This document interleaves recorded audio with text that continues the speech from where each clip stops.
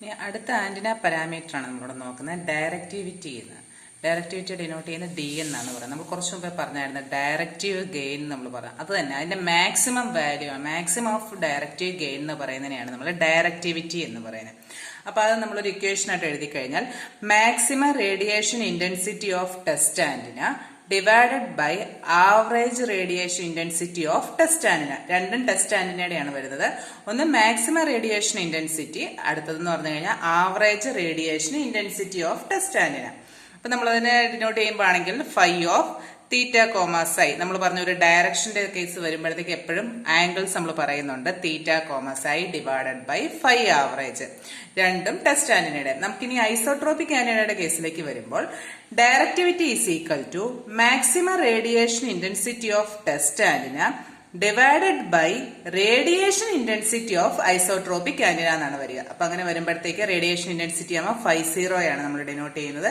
D is equal to phi of theta psi maximum divided by 50.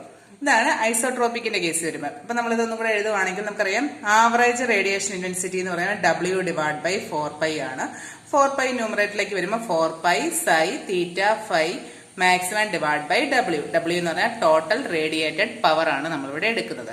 ഇനി ഡയറക്റ്റിവിറ്റിക്ക് വേറൊരു definition നമുക്ക് കൊടുക്കാം. സോളിഡ് ആംഗിളിന്റെ കേസിൽ നമുക്കൊരു ഡെഫിനിഷൻ പറയുവാണെങ്കിൽ directivity of antenna is nothing but solid angle of a sphere. Solid angle ആണ്, സ്പിയറിന്റെ സോളിഡ് ആംഗിൾ എന്ന് പറഞ്ഞാൽ 4π divided by antenna beam solid angle. ഇതാണ് D is equal to 4π divided by ohm A എന്നാണ് നമുക്കിവിടെ പറയുക. ഇതിനകത്ത് സോളിഡ് ആംഗിൾ എന്ന് പറയുന്നത് കഴിഞ്ഞാൽ 4π സ്റ്റഡിയൻ ആണ്. അതുപോലെ ഓം എ എന്ന് പറഞ്ഞു കഴിഞ്ഞാൽ ബീം സോളിഡ് ആംഗിൾ ആണ് നമ്മൾ എടുത്തേക്കുന്നത്. അത് നമ്മൾ റേഡിയേറ്റഡ് പവറിന്റെ ഇക്വേഷൻ ആയിട്ട് വരുവാണെങ്കിൽ radiated power is equal to ohm A 5 max എന്നാണ് നമുക്കിവിടെ കിട്ടുക. അപ്പൊ ബീം സോളിഡ് ആംഗിൾ എന്ന് പറഞ്ഞു കഴിഞ്ഞാൽ beam solid angle is the solid angle through which all power radiated would stream if power per unit solid angle equal to the maximum value of radiation intensity 5 max over the beam solid angle എന്നാണ് പറയുക. ഇത് നിങ്ങൾക്ക് directivity ആണ്. Directivity പലതിന്റെ കേസിൽ അല്ലെ പല ടേമിൽ നമ്മളിവിടെ പറയുകയാണ് ചെയ്തേക്കുന്നത്. ഇനി അടുത്ത പാരാമീറ്ററിലേക്ക് നമുക്ക് പോകാം.